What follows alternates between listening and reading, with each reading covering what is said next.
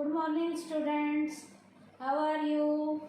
Today's topic is Unified Payment Interface UPI.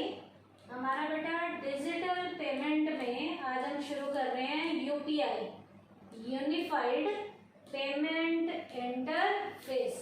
है क्या बेटा ये UPI? It refers to the digital payment method under which the user, after downloading the UPI app in his smartphone। अब बेटा UPI की तरीके से यदि आपने डिजिटल लेवल की पेमेंट करनी है तो बेटा यूज़र के स्मार्टफोन पर यूपीआई की ऐप को सबसे पहले हमने डाउनलोड करना है on the basis of the virtual ID. अब यहाँ पर जो ट्रांजैक्शन होंगी वो वर्चुअल लेवल की आईडी के जरिए होंगी। वर्चुअल आईडी एक तरह की हमारी ईमेल आईडी की तरह होती है। Gets the facility of instant payment. इस तरीके से इंस्टेंट लेवल की पेमेंट की हम फैसिलिटी ले सकते हैं डिजिटल पेमेंट के कौन से मोड से? यूपीआई से, जिसे हम क्या कहते हैं? Unified payment interface. तो इसके लिए क्या करना है? यूज़र ने अपने स्मार्टफोन पर यूपीआई की ऐप को डाउनलोड करना है। उसके बाद यूज़र ने अपनी वर्चुअल लेवल की एक आईडी क्रिएट करनी है और इस तरीके से इंस्टेंट लेवल की पेमेंट की हम फैसिलिटी ले सकते हैं। उसके बाद बेटा in India 29 UPI app available. हमारे इंडिया में 29 यूपीआई ऐप अवेलेबल हैं, जिसमें एक भीम ऐप भी है जिसका नाम क्या है? Bharat interface for money. ये भीम ऐप भी यूपीआई ऐप की तरह है। अब बेटा नॉर्मल बैंकिंग में क्या होता था? जो हम पहले की बैंकिंग नॉर्मल करते थे, in normal banking system we require many information about the beneficiary's bank. बेटा नॉर्मल बैंकिंग में हमें बेनिफिशरी बैंक की कुछ नॉर्मल लेवल की इंफॉर्मेशन की रिक्वायरमेंट होती थी। क्या क्या? जैसे बेनिफिशरी बैंक के अकाउंट के बारे में हमें पता होना चाहिए, नॉर्मल बैंक अकाउंट के नंबर के बारे में पता होना चाहिए, बैंक नेम के बारे में पता होना चाहिए, आईएफएससी कोड के बारे में पता होना चाहिए। आईएफएससी कोड का क्या मतलब होता है? Indian financial code. इसके बारे में हमें पता होना चाहिए नॉर्मल बैंकिंग में। लेकिन यूपीआई में क्या होता है? But under UPI system only on the virtual ID. Virtual ID इसका मतलब क्या है? Without bank detail.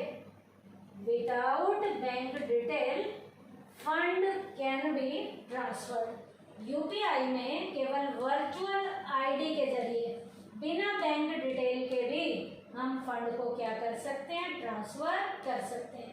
इसका मतलब नॉर्मल बैंकिंग में हमें ये सारी इंफॉर्मेशन की ज़रूरत होती है, तभी फंड को ट्रांसफ़र किया जाता है। लेकिन यूपीआई सिस्टम में वर्चुअल आईडी हमें चाहिए, बैंक की कोई भी हमें डिटेल नहीं चाहिए। वर्चुअल आईडी से ही फंड को ट्रांसफ़र किया जाता है। कौन से सिस्टम में? यूपीआई में, यूनिफाइड पेमेंट इंटरफेस में। Under UPI virtual ID of the user is created. यहाँ यूजर की वर्चुअल आईडी को क्रिएट किया जाता है, which is known virtual payment address, जिसे हम क्या कहते हैं? वर्चुअल पेमेंट का एड्रेस भी कहते हैं। It is like the email ID. ये बेटा हमारी ईमेल आईडी की तरह होती है। जैसे ईमेल आईडी किसी की कुछ भी हो सकती है। जैसे किसी की मैं यूपीआई में आपको ईमेल आईडी के बारे में बताऊं, जैसे rohit@एक्सिस बैंक, ये उसकी बेटा ईमेल की आईडी की तरह उसकी वर्चुअल पेमेंट का एक एड्रेस उसकी आईडी के रूप में होता है। In order to transfer funds the information about virtual ID of both the parties the user and the receiver is essential. बेटा यूपीआई के जरिए ट्रांजैक्शन को करने के लिए दोनों पार्टीज की वर्चुअल लेवल की आईडी की इंफॉर्मेशन हमारे पास होनी चाहिए ताकि फंड को ट्रांसफर किया जा सके, और दोनों पार्टीज में यूजर भी और रिसीवर उन दोनों की वर्चुअल लेवल की आईडी की इंफॉर्मेशन होगी तो फंड को ट्रांसफर किया जा सकता है। कौन से सिस्टम में? यूपीआई सिस्टम में, यूनिफाइड पेमेंट इंटरफेस में। अब बेटा यूपीआई के जरिए यदि हमने ट्रांजैक्शंस करनी है तो इसकी ट्रांजैक्शन का प्रोसेस कैसे चलता है? यूपीआई की ट्रांजैक्शन के प्रोसेस में यूपीआई का रजिस्ट्रेशन प्रोसेस क्या है? यूपीआई को यूज में लाने के प्रोसेस में पहला पॉइंट हम कर रहे हैं यूपीआई रजिस्ट्रेशन प्रोसेस क्या है। तो सबसे पहले क्या करना है? First step, download UPI app. UPI की ऐप हमने अपने फ़ोन पे डाउनलोड करनी है। उसके बाद सेकंड स्टेप है choose your unique virtual ID. आपने अपनी यूनिक वाली जो वर्चुअल आईडी है उसे चुनना है।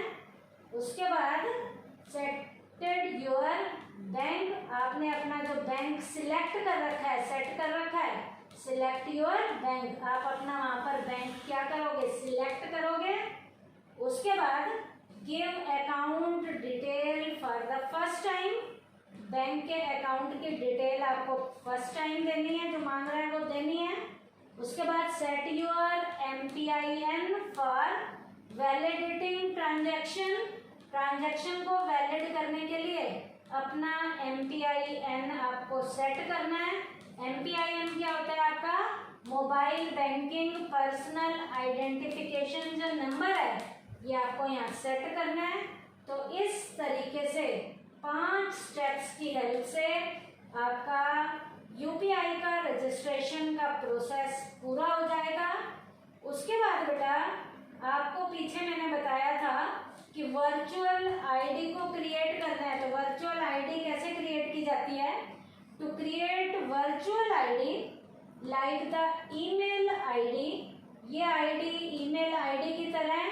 आपको क्या करना है? यहाँ पर ईमेल आईडी को यदि क्रिएट करना है तो सर्टेन इंफॉर्मेशन, नेमली बैंक अकाउंट नंबर की इंफॉर्मेशन, बैंक का name, IFSC code, IFSC code आपको पता ही है, पीछे मैंने बताया था इंडियन फाइनेंशियल कोड होगा।